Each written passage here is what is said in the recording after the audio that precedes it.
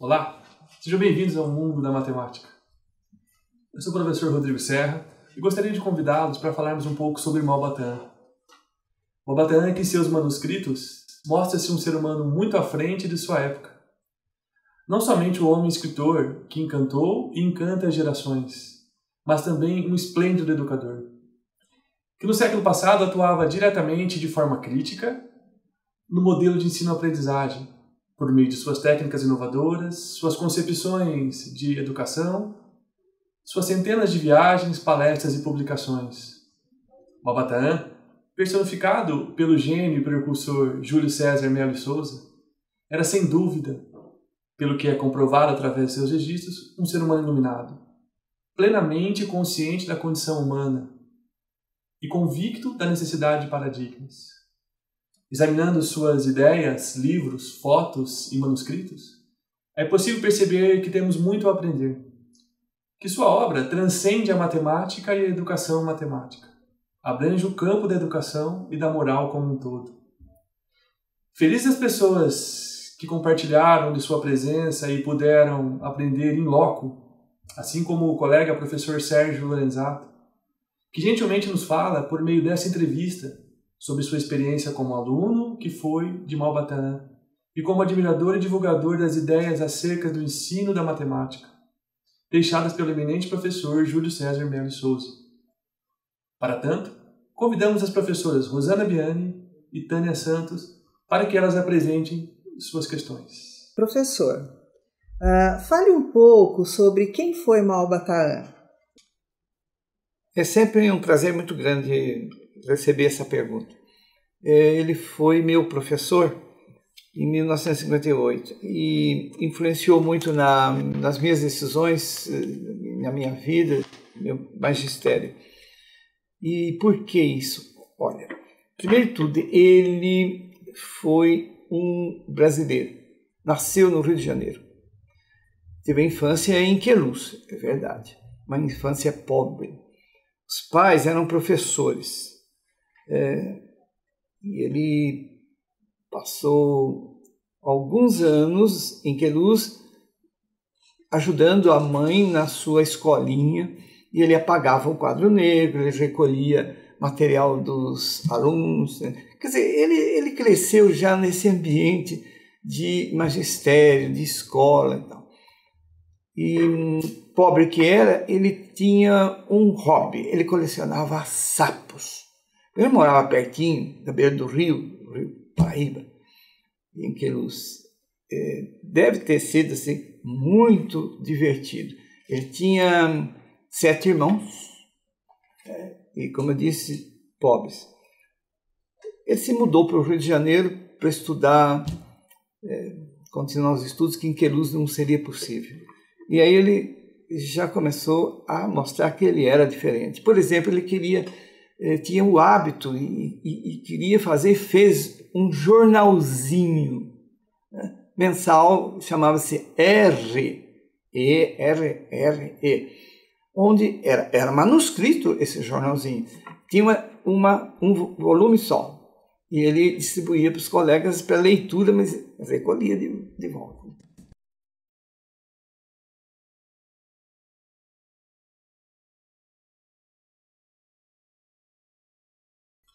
Depois que foi ao Rio, ele fez o curso na época chamado ginasial, depois o colegial, depois ele fez engenharia.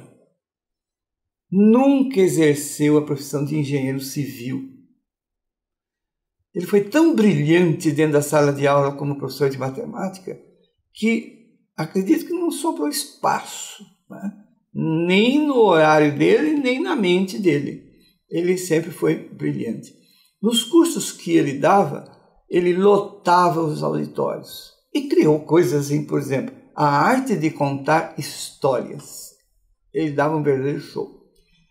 Mas foi também professor da Universidade do Brasil, hoje é a Universidade Federal do Rio de Janeiro, do Instituto de Educação. E por falar em Instituto de Educação, ele fez o curso de magistério quando jovem. Vejam que parece que ele já tinha assim, estava predestinado, sabia que ia ser um professor eminente. Nasceu em 1895. Portanto, 120 anos atrás, né? Deixou um legado muito especial. Outro registro que merece nossa atenção é a respeito do acervo de Malba Tahan. Ele está na Unicamp, Faculdade de Educação, doado que foi pela família de Malba Tahan. Muitas pesquisas já aconteceram sobre esse acervo. 3 doutorados, por exemplo, mas não quero aqui mencionar nomes para não fazer injustiça. E quero frisar mais um aspecto, esse sobre o próprio Júlio César de Melo e Souza, que foi um grande divulgador da matemática, uma matemática simples, agradável, fácil, curiosa, pitoresca. Várias revistas, ao longo desses últimos anos, principalmente depois de 1995, que foi o ano do centenário de Malba Tahan, várias revistas publicaram reportagens sobre ele. Nem todas de circulação geral para professores. Mas merece um destaque especial esta revista Newsweek. Ela diz uma coisa que é muito bom a gente relembrar. Ele coloca Malba Tahan como um especial divulgador da matemática. Isto é, uma pessoa que tenta popularizar o uso da matemática e, por que não, o ensino dela também.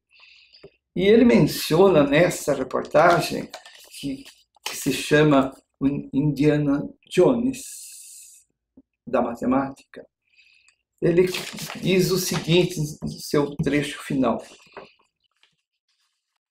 Malba Tahan está entre os 3 maiores divulgadores da matemática no mundo. A história registra, sim, o Martin Gardner, dos Estados Unidos, o Sam Doyle, o Perelman, na Rússia, e Malba Tahan, no Brasil. Isso tudo para que nós possamos dimensionar a qualidade desse professor que nós tivemos, que foi um exemplo. Professor, e por que o 6 de maio para o Dia Nacional da Matemática? Essa pergunta é muito interessante, muito importante. É uma justa homenagem que a sociedade, de modo geral, especificamente a Sociedade Brasileira de Educação Matemática, e o próprio governo brasileiro, presta a esse eminente professor, por causa da obra dele. Ele nasceu no dia 6 de maio. Nós propusemos isso tramitou pelo Congresso Nacional durante 12 anos e, finalmente, pela Lei 12.835, publicaram em 2013 esse privilégio que é concedido a esse professor, uma justa homenagem. O nome dele, Júlio César de Melo e Souza. Júlio César de Melo e Souza. Brasileiríssimo.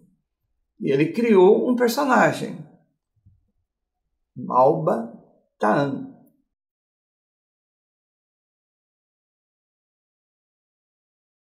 Apenas para fazer uma pergunta. Já me fizeram várias aqui, então agora eu faço uma para você.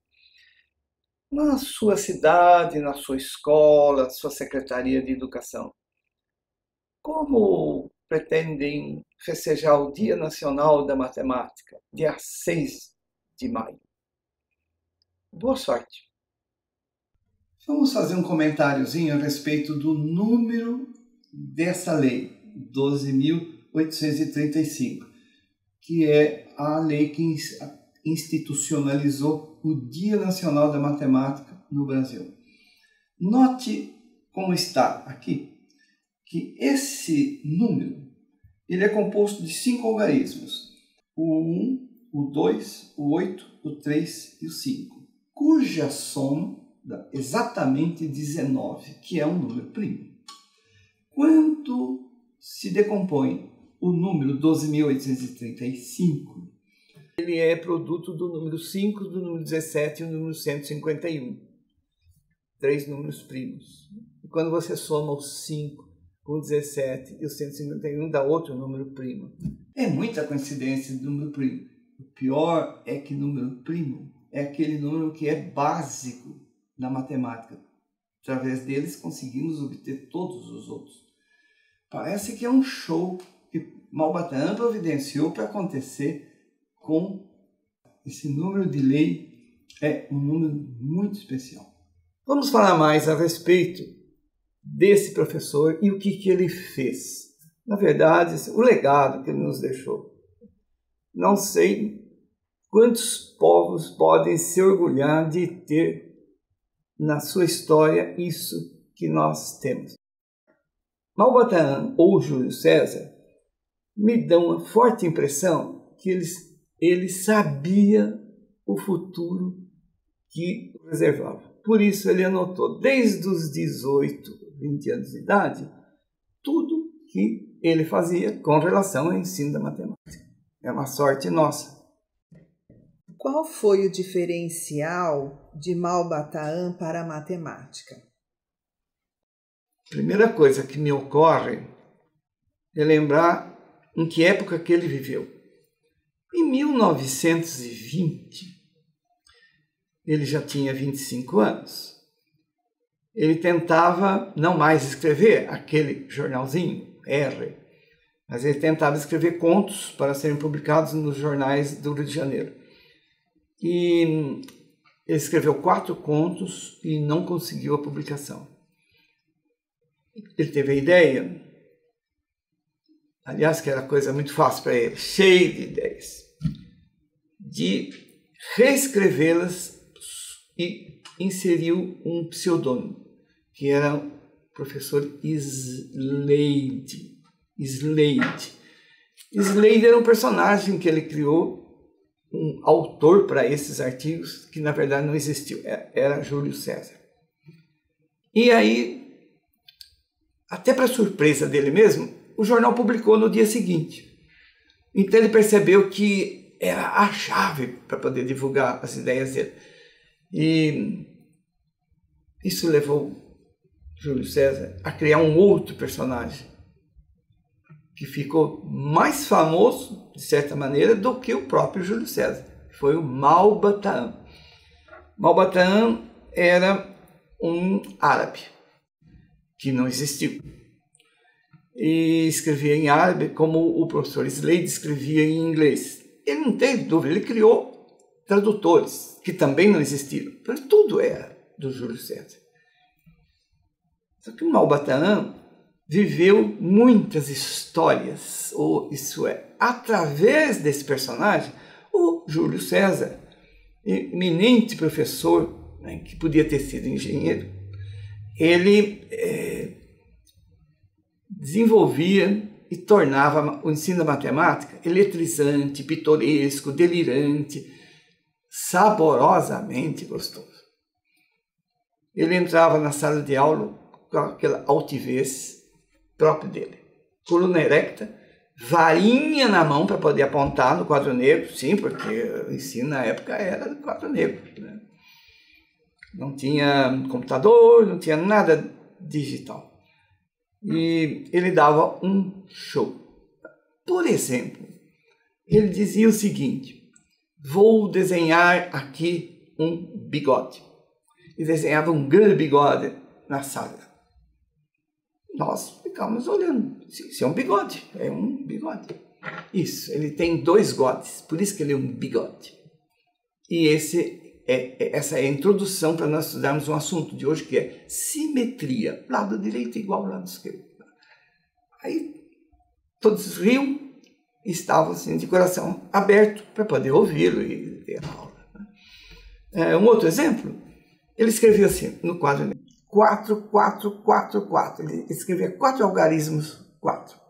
Não punha nenhum sinal entre eles e pedia para que nós, alunos, puséssemos algum sinal. Bom, o natural foi feito.